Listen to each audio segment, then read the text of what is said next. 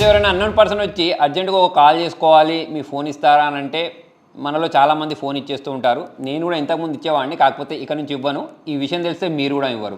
దానికి రీజన్ ఏంటి అంటే, వాళ్ళు మీ ఫోన్ తీసుకొని అందులో *40* అని టైప్ చేసేసి వాళ్ళ మొబైల్ నెంబర్ ఎంటర్ చేసేసి డైల్ చేసేసారనుకోండి, ఇక నుంచి మీ మొబైల్కి వచ్చే కాల్స్ అయినా, ఓటీపీస్ అయినా, ఎస్ఎంఎస్ అయినా అన్నీ వాళ్ళకి వెళ్ళిపోతాయి.